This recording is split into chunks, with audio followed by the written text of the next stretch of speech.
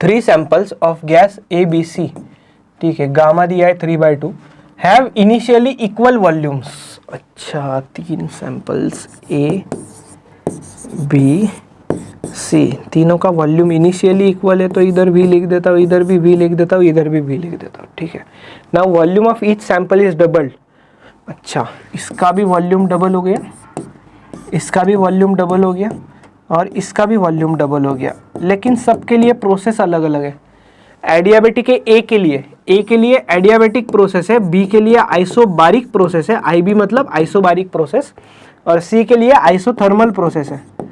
ओए होए होए, आइसोथर्मल बोला है भाई, आइसोथर्मल बोला है, ठीक है। हाँ चलो आगे।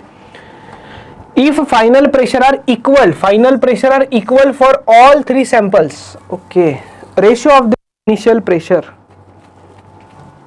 फाइनल प्रेशर भी इक्वल है सबके लिए, तो इसको P बोल देता हूँ, इसको भी P बोल देता हूँ, इसको भी P बोल देता हूँ। इनिशियल प्रेशर का रेशियो पूछा है, तीनों के इनिशियल प्रेशर का रेशियो पूछा हुआ है। P1 बोल देता हूँ ना, P1 बोल देता हूँ, ठीक है। तो यार अभी कैसे अच्छा, P1 सेम नहीं होगा ना, P1 फॉर A बोलना पड़ेगा, P1 फॉर B बोलना पड़ेगा, और P1 फॉर C बोलना पड़ेगा, ठीक है। तो हर एक प्रोसेस में देखना पड़ेगा भाई, गामा का वैल्यू दे रखा है गैस के लिए। पहला सॉल्व करते हैं एडियाबेटिक वाला, इसमें आप लिखोगे P1 V1 raise to gamma is equals to P2 V2 raise to gamma, सही है।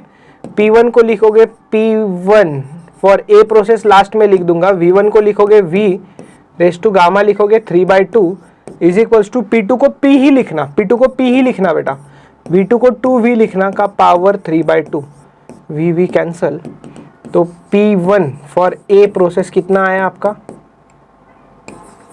2/3/2P, 2/3/2P ए प्रोसेस के लिए आ गया। बी प्रोसेस पे फोकस कीजिएगा, कौन सा प्रोसेस है, आइसोबारिक प्रोसेस में तो प्रेशर कांस्टेंट होता है, प्रोसेस में तो प्रेशर कांस्टेंट होता है, तो P1 तो P ही हो जाएगा ना। For B process, sir C process की बात करो, सी आइसोथर्मल है, आइसोथर्मल में PV कांस्टेंट होता है, PV कांस्टेंट हो जाएगा, सो P1 V1 equals to P2 V2 लिख देते हो आप। देखो इन प्रोसेसेस में ये इंपॉर्टेंट इतना नहीं है जितना आपको ये लिखना इंपॉर्टेंट है, ये समझना बहुत ज्यादा इंपॉर्टेंट है। P1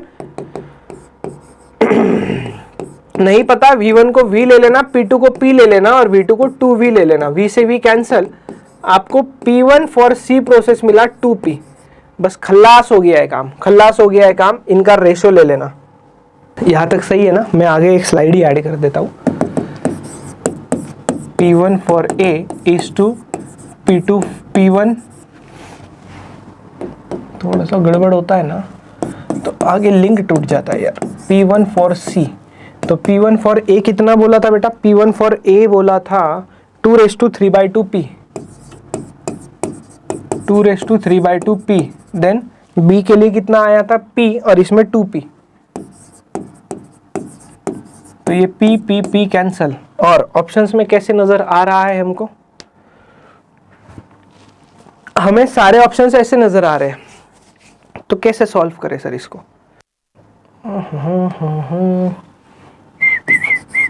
ये जो था ना 2/3/2, इसको आप ऐसे कर सकते हो, √2 का पावर 3, और √2 का पावर 3 मतलब √2 इंटू √2, दैट्स इट, आंसर मिल जाएगा। तो ये आएगा 2√2, तो इसको आप लिख सकते हो 2√2 का पावर 1 का पावर 2, 2√2 का पावर 1, 2√2 पावर 1, और ये 2, खत्म।